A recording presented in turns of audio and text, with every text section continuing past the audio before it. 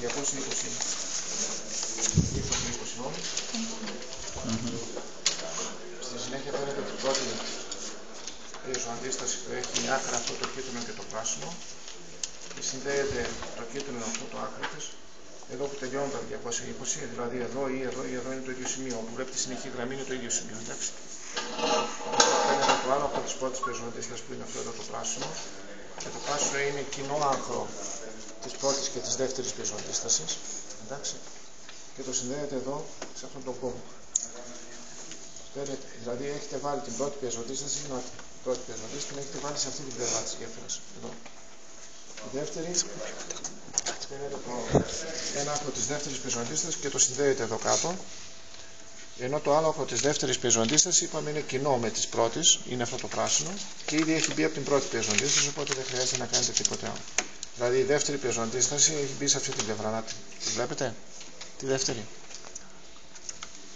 Στη συνέχεια θα πάρετε το πλήν του τελεστικού ενισχυτή από εδώ και θα το πάτε εδώ στο δεξί κόμβο. Το συν του τελεστικού θα το πάτε εδώ στον αριστερό κόμβο. Αυτό εδώ το άκρο θα το κλείσετε με το 0 της τροφοδοσίας. Θα πάρετε έξω το τελεστικό ενισχυτή εδώ και το άλλο άκρο θα το πάρετε, που είναι η γη που έχει στο σχήμα σας είναι το 0 της τροφοδοσίας. Εδώ και εδώ θα συνδέσετε το ψηφιακό πολύμετρο, εντάξει,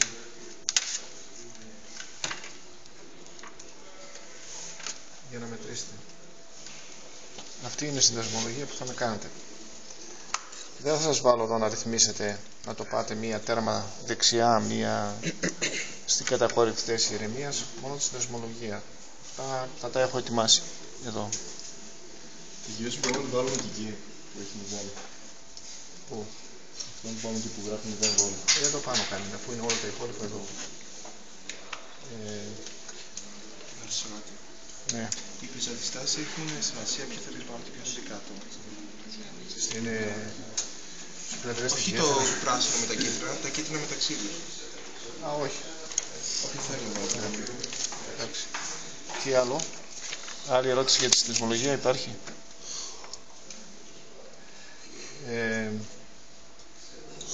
Σχετικές ερωτήσεις με τις πεζοαντιστάσεις έχει μέσα και στο βιβλίο σας. Θα διαβάσετε εκείνα τα σχετικά με τις πεζοαντιστάσεις. Παράδειγμα χάρη, τι είναι ο συντελεστής μεταβολής μιας πεζοαντιστάσης, το G που έχει. Έχει μια τύπο που δίδεται. Δελτα προς άρεσο με G επί δελτα προς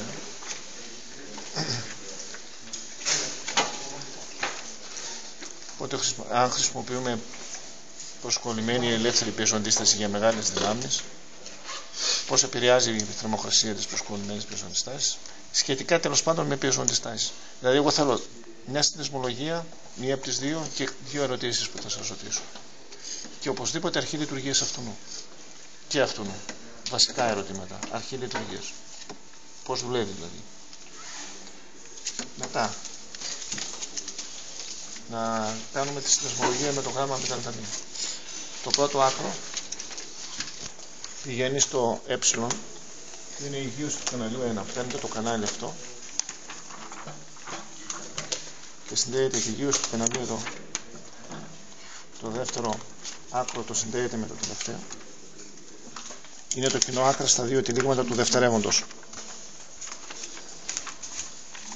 Το τρίτο και το τέταρτο είναι ακροδέκτες του πρωτεύοντος και πηγαίνουν και συνδέονται στην έξοδο του ταλαντωτή.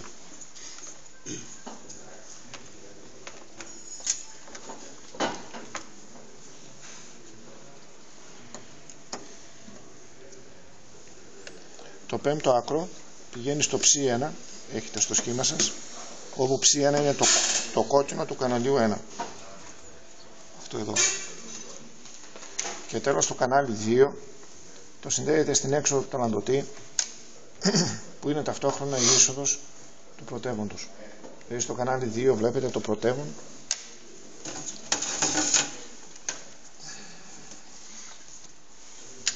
κόκκινο του καναλιού θα πάει σε αυτό το πάνω άκρο, ενώ η γύρωση του καναλιού θα πάει στο 0 εκεί του ταλαντωτή.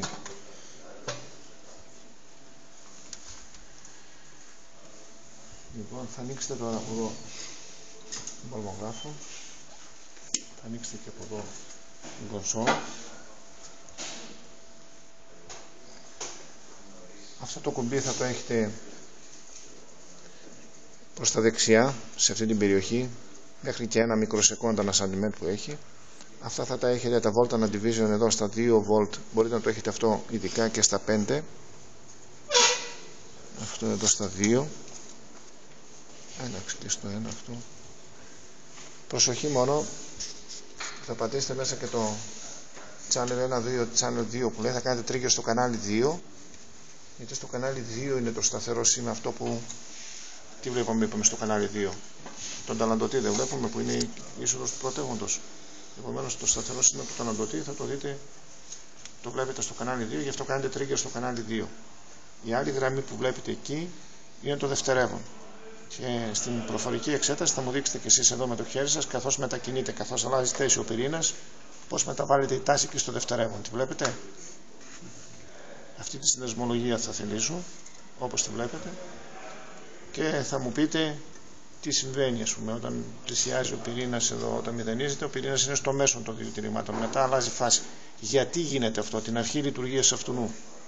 Γιατί συμβαίνει αυτό εδώ πέρα? Εντάξει, πώς παρακολουθούμε δηλαδή η αλλαγή θέσης? Γιατί αλλάζει η τάση στο δευτερεύον όταν αλλάζει η θέση?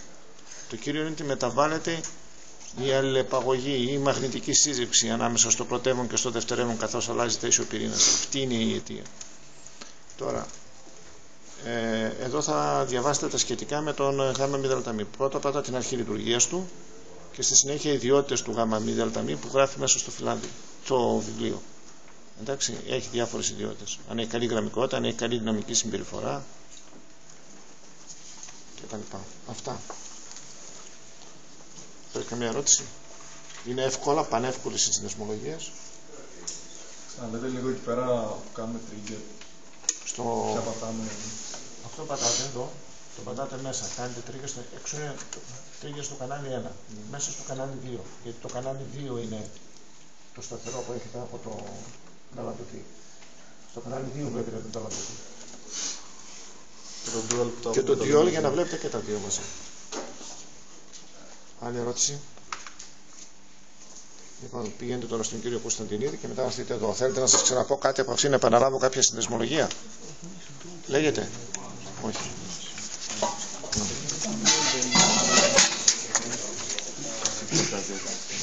Εδώ τα καλώδια όταν τα βγάζετε θα το τραβάτε από τη βάση τους για να μην τα κόψετε μόνο.